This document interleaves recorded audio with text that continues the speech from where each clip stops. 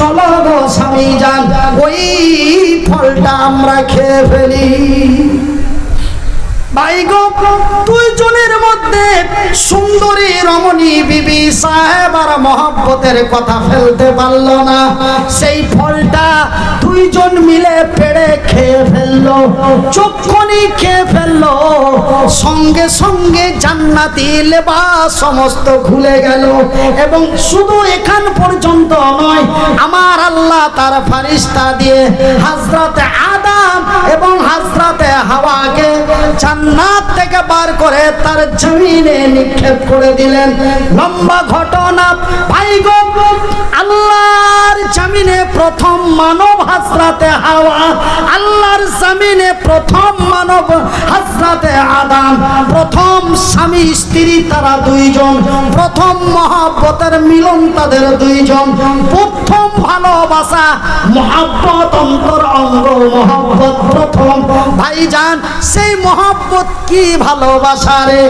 একজন একজনকে যদি অতিরিক্ত চেয়ে বসে, একজন একজনকে যদি অতিরিক্ত ভালোবেসে ফেলে, একজন একজনকে ছাড়া 1 মিনিট কাটানো তার পক্ষে অসম্ভব হয়ে যায়। কথা ঠিক কিনা বলুন? কথা ঠিক কিনা বলুন?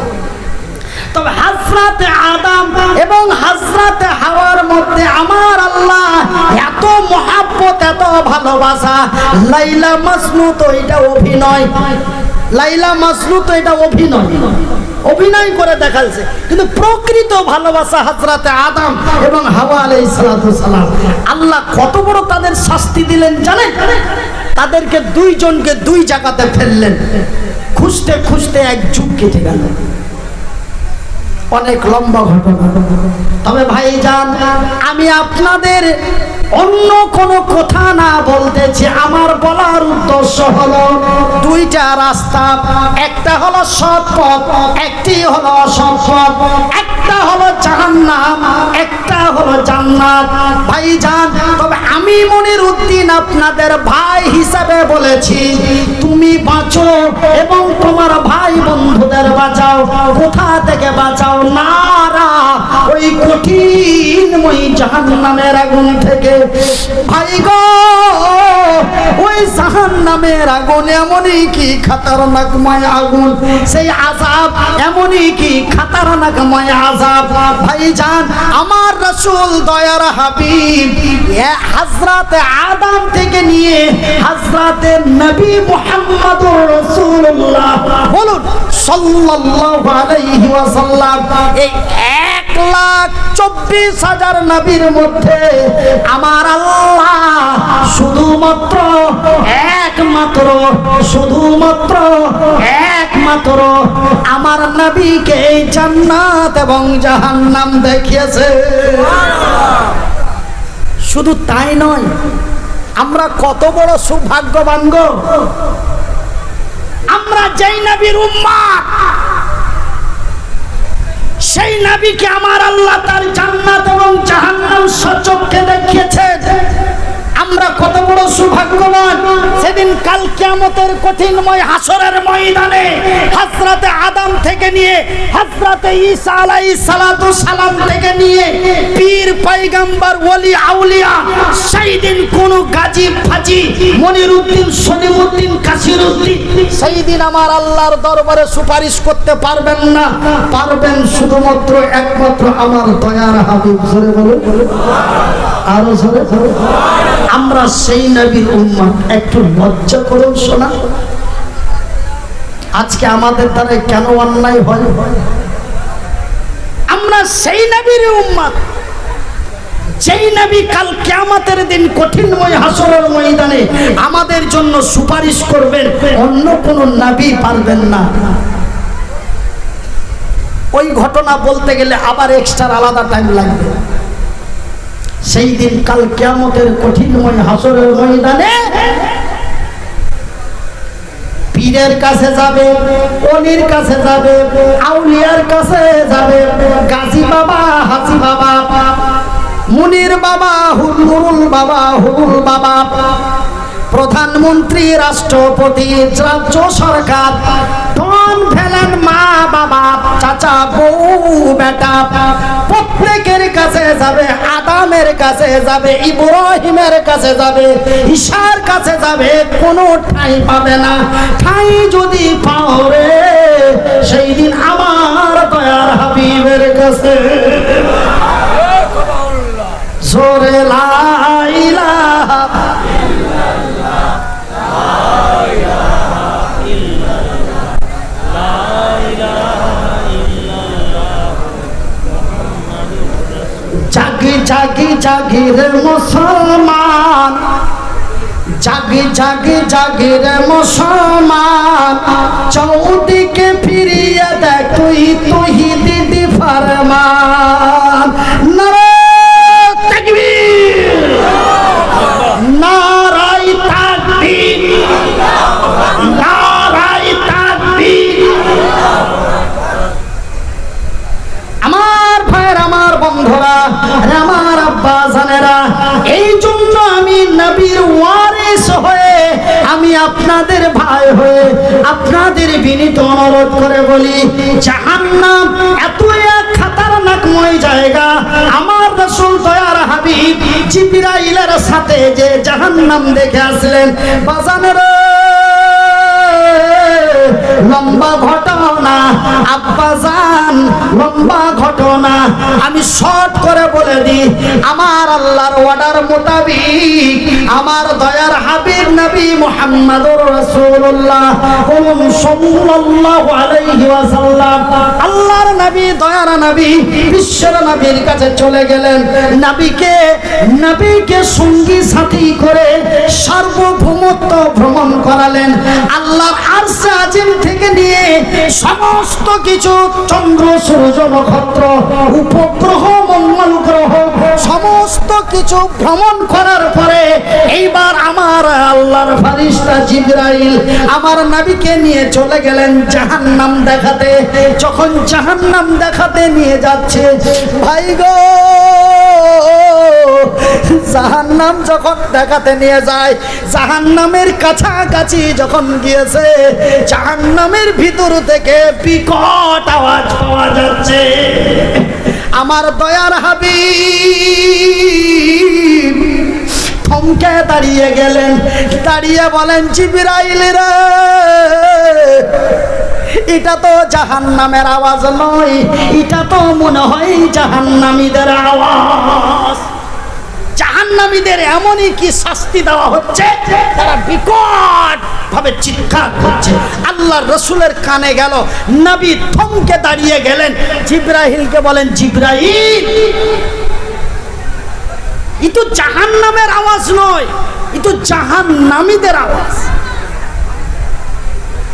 ভাই গো, জাহান্নামের একদম নিকটবর্তী, জাহান্নামের নিকটবর্তী দরওয়াজায় যখন জিবরাইল নবীকে নিয়ে গেলেন, ইয়া আল্লাহ, টাইম খালি 30 মিনিট করে বাড়তি থাকে গো ভাই। 12:30টায় শেষ করতে বলে, আমি ঘড়ির দিকে ফলো করি না, 12:30টা বেজে গেছে, আবার বলে 1টা।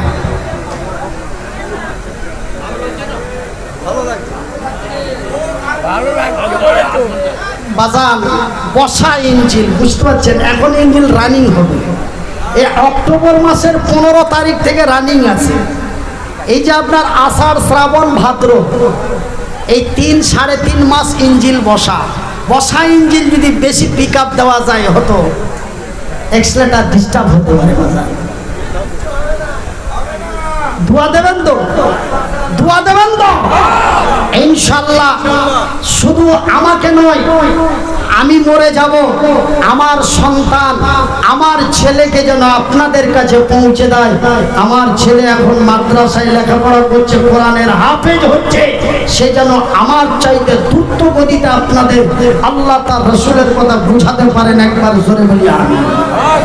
আমার ভাইয়েরা, এইবার জাহান্নামের নিকটবর্তী দরওয়াজার কাছে নিয়ে চলে গেছেন আমার নবীকে জিবরাইল, আর জাহান্নামের ভিতর থেকে স্পষ্ট আওয়াজ পাওয়া যায়।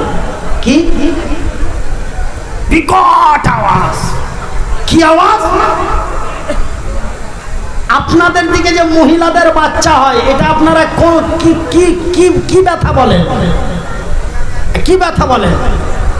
প্রসাব যন্ত্রণা নাকি? এটা কি? এটা কোন ভাষায় বলেন আপনারা? প্রসাব যন্ত্রণা বলেন। তো মহিলাদের যখন প্রসাব যন্ত্রণা হয়, নিশ্চয় আপনারা প্রতিবেশীদের কোনো মহিলার বাচ্চা হয়েছে, সে চিৎকার যন্ত্রণার ঠেলায় এরকম বিকট আওয়াজ করে আর বলে বাঁচাও, আর বাঁচবো না, মরে যাব। ঠিক এমনই আওয়াজ নবীর কানে এসে লাগলো। নবী বলেন, জিবরাইল, ই তো মহিলাদের আওয়াজ। ওখান থেকে শুনলো জাহান্নামীদের আওয়াজ, এখানে এসে শুনতে পাচ্ছে মহিলাদের আওয়াজ। ওগো জিবরাইল, ই তো মহিলাদের আওয়াজ। এরা কোন মহিলা গো জিবরাইল? এরা আল্লাহর জমিনে এমনই কি অন্যায় করেছিল, এরা আল্লাহর জমিনে এমনই কি অবিচার করেছিল, আমার আল্লাহ তাদের এমনই কি শাস্তি দেয়। জিবরাইল জাহান্নামের দরওয়াজাটা খুলে দিলেন। আমার রাসূল দাঁড়িয়ে দেখেন ওই নারীগুলি, যেই নারীগুলি চিৎকার করে। আমি কোনো বানানো গল্প করছি? এটা কোনো বানানো গল্প? নবী মেরাজে গিয়ে জাহান্নাম জিবরাইল দেখাতে নিয়ে গেলেন। এই ঘটনাটা বুখারী শরীফে আছে। এখানে যারা বুখারী পড়া আলেম আছে তাদের জিজ্ঞাসা করে নেবেন, বুখারী পড়া যারা মাওলানা আছে তাদের জিজ্ঞাসা করে নেবেন। বুখারী শরীফে এই ঘটনাটা পাওয়া যায়। আর মেরাজ যেই সফরটা ছিল, আকাশ পাড়ি দিয়ে চন্দ্র সূর্য নক্ষত্র জান্নাত জাহান্নাম সমস্ত পাড়ি দিয়ে এসেছিলেন। এটাকে এক বাক্যে বলা হয় কি? মেরাজ। ভাইজান বন্ধুরা আমার, যখন জাহান্নামের দরওয়াজাটি খুলে দেওয়া হলো, জাহান্নামের দরওয়াজাটি খুলে দেওয়া হলো, আমার রাসূল দয়ার হাবিব দাঁড়িয়ে দাঁড়িয়ে দেখলেন সুবহানাল্লাহ, যেই মহিলাগুলি চিৎকার করছে ওই মহিলাগুলির পেটের ভিতরে অগণন বাচ্চা। এত বাচ্চা, এত বাচ্চা, সেটা গুনে দেওয়া সম্ভব নয়। পায়খানার ট্যাঙ্কি, ওই পায়খানার ট্যাঙ্কির ঢাকনাটা যদি তুলে নেওয়া যায়, কতগুলি পোকা কিলবিল কিলবিল কিলবিল করে, তা গুনে দেওয়া সম্ভব নয়। ঠিক মহিলাগুলির পেটের ভিতরে যেই মহিলাগুলি বিকট আওয়াজে চিৎকার করেছে, তাদের পেটের ভিতরে এমন অগণন বাচ্চা। জিবরাইলকে আমার নবী বলেন, জিবরাইল, এরা কোন মহিলা, এরা কোন নারী, এদেরকে আমার আল্লাহ এমনটাই কেন শাস্তি দিচ্ছে? এরা কি অন্যায় করেছিল? এরা কি অন্যায় করেছিল? এরা কি এমন পাপ করেছিল রে জিবরাইল? এদেরকে এই শাস্তি কেন দেওয়া হয়? ভাই গো, একজন নারীর পেটে একটা বাচ্চা জন্ম নেয়, একটি বাচ্চা ভূমিষ্ঠ হয়। বাচ্চাটি ভূমিষ্ঠ হতে সময় লাগে 2 ঘন্টা, অতিরিক্ত 3 ঘন্টা, সর্বোচ্চ 4.5 ঘন্টা। কিন্তু ওই জাহান্নামী নারীগুলির পেটের বাচ্চাগুলি, এক একটা বাচ্চা ভূমিষ্ঠ হচ্ছে 70 বছর করে লাগছে।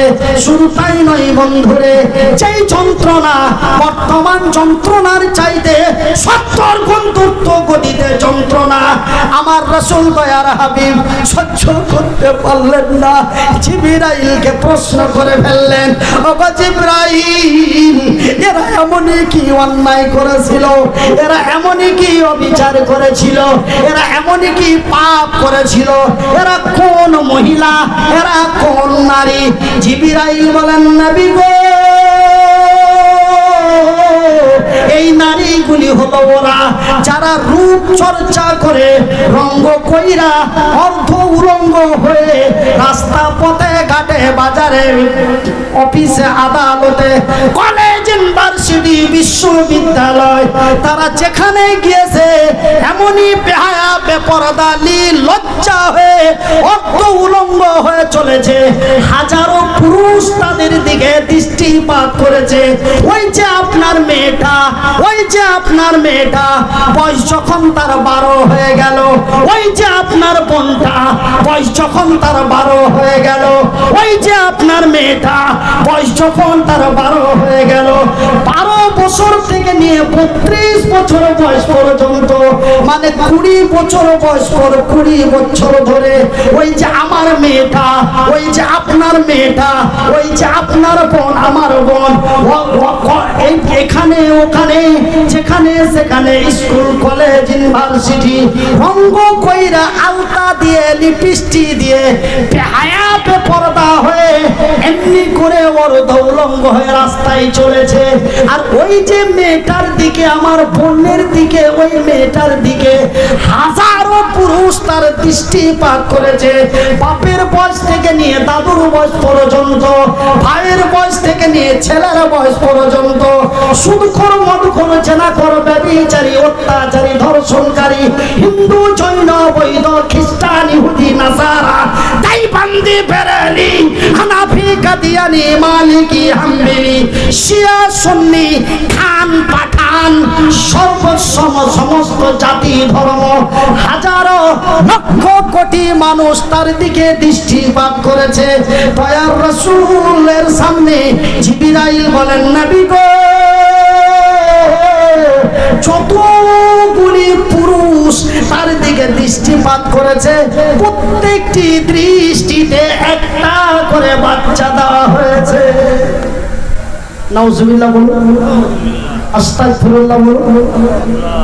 জাহান্নামে যেই নারীগুলি রাসূল দেখে আসলেন ওরা কিন্তু আমার বোন, ওরা কিন্তু আপনার বোন, ওরা কিন্তু আপনার মা, ওরা কিন্তু আপনাদের খালা, ওরা কিন্তু আপনাদের ফুফু। আপনার দায়িত্ব রয়েছে। আমার মেয়েটা কলেজে যাচ্ছে, কেমন ভাবে যাচ্ছে? আমার বোন ইউনিভার্সিটি যাচ্ছে, কেমন ভাবে যাচ্ছে? ভাইজান, একজন নর, একজন নারী, একজন তরুণ, একজন তরুণী, একজন যুবক, একজন যুবতী নির্জনে মিলন করার নাম শুধু জেনা নয় রে। দয়ার রাসূলুল্লাহ আমার নবী বললেন, দয়ার নবী, দয়া বিশ্বের নবী বললেন, জেনা চোখের হয়, জেনা হাতের হয়, জেনা মনের হয়, জেনা পায়ের হয়। শুধু একজন তরুণ, একজন তরুণী নির্জনে মিলনের নাম জেনা নয় রে। জেনা যেন চোখের হয়, চোখের জেনা সবচাইতে বড় জেনা।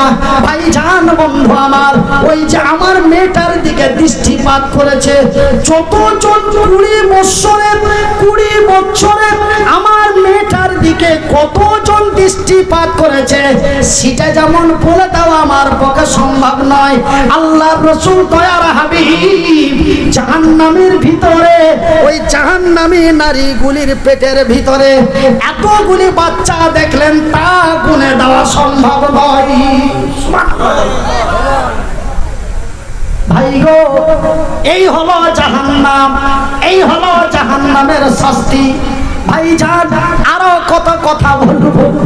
আপনারা যে আমারই ভাই, আমি যে আপনাদেরই ভাই, তবে আমার হাবিব, দয়ার নবী, আল্লাহর নবী, যিনি আমাদের জন্য কাল কিয়ামতের দিন হাসরের ময়দানে আমার রাসূল দয়ার নবী সিজদায় পড়ে থাকবেন, আমাদের জন্য কান্না করবেন। যেই নবীর উৎসবে, যেই নবীর আজকে আমরা উৎসব মানিয়েছি। ভাইজান, আমি মনিরউদ্দিন বলবো, শুধু উৎসব মানাবেন না, শুধু উৎসব মানাবেন না। আমার নবী যেই দৃশ্যগুলি দেখে উম্মতের কাছে বলে গেছেন, আমার নবীর কথাকে মেনে চলার নাম হলো নবীকে মানা। কিছু মাজারে যাবেন, কিছু ছেলে এমন বড় বড় চুল ছেড়ে ড্রিঙ্ক করে, আপনারা কি বলেন, ড্রিঙ্ক বলেন, ড্রিঙ্ক মানে পান করা। তবে আপনি যদি পানি পান করেন এটাও ড্রিঙ্ক, আপনি যদি দুধ পান করেন এটাও ড্রিঙ্ক। ড্রিঙ্ক মানে পান করা। আপনাকে বলতে হবে মদ, অবৈধ পানি, যেই পানি পান করলে 40 দিন আপনার ইবাদত আল্লাহর কাছে পৌঁছায় না। ৭৭,০০০ সকাল থেকে সন্ধ্যা পর্যন্ত ১৪,৫০০ বার যদি তোবা করেন, তোর তোবা আল্লাহর কাছে পৌঁছাবে না 40 দিন পর্যন্ত। আর স্ত্রীর সাথে যদি মিলন করা যায় সেও অপবিত্র, কিন্তু গোসল করলেই সেই পবিত্র। গোসল করলেই সে পবিত্র, কিন্তু মদ যদি পান করে নাই 40 দিন সে অপবিত্র। তবে কত খাতারনাক বস্তু! তুমি নবীর পেয়ারা, তুমি নবীর পাগল না তুই নবীর ছাগল? আপনারা দাতা বাবা কোনদিন গেছেন? দাতা বাবা শিউড়ি, শিউড়ি আসানসোল বীরভূম জেলায় পড়ে দাতা বাবা। কাজা টেনে টেনে চোখ লাল হয়ে আসে, আর শুধু একবার এই দিকে দিচ্ছে, একবারে ইয়া নবী ইয়া নবী। আমি বলি বেটা জুতা খাবি।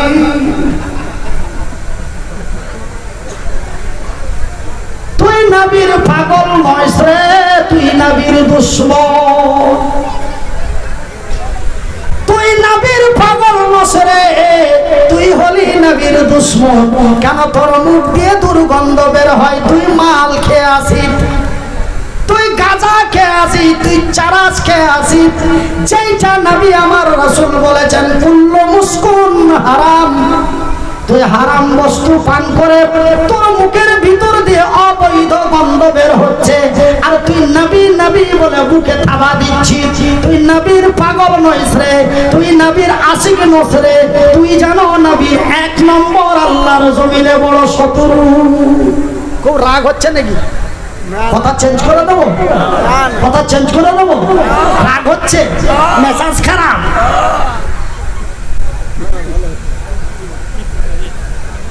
জাগি জাগি জাগি রে মুসলমান, জাগি জাগি জাগি রে মুসলমান।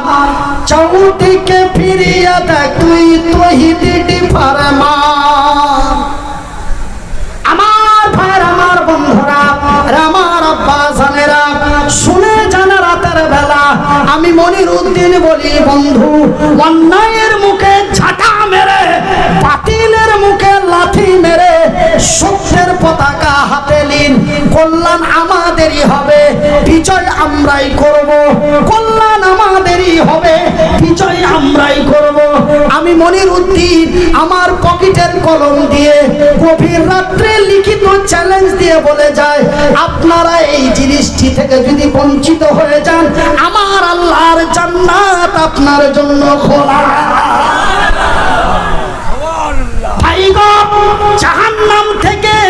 জাহান্নাম থেকে বেঁচে জান্নাতে যদি যেতে চান, মিথ্যার মুখে ঝাঁটা মারেন। জাহান্নামের কঠিন শাস্তি থেকে জান্নাতের আনন্দ যদি পেতে চান, মদের বোতলগুলি ভেঙে দিন। জাহান্নামের কঠিনময় আযাব থেকে বেঁচে যদি জান্নাতের আইসময় পেতে চান, সুদের খাতা থেকে নামটা কেটে দিন। কল্যাণ আমাদেরই হবে, বিজয় আমরাই করব। বলবেন মনিরউদ্দিন ভাই এটা কি করে সম্ভব? ওরা তো ৭৫, আমরা তো ২৫, ওরা তো ৭০, আমরা তো ৩০, এটা কি করে সম্ভব? সম্ভব রে। আজকে ভারতের মাটিতে আমরা ৩০%, কিন্তু সেই দিন মক্কার মাটিতে আবু জেহেলের নেতৃত্বে মুসলমানেরা ছিল অনলি 2%। কত পার্সেন্ট ছিল? 2%। বিজয় আমার রাসূলের হয়েছে, কল্যাণ আমার নবী হয়েছে। সেই দিন কাবা রক্ষা করা হলো। টেনশন করবেন না, টাইম পেরিয়ে যাচ্ছে। হ্যাঁ?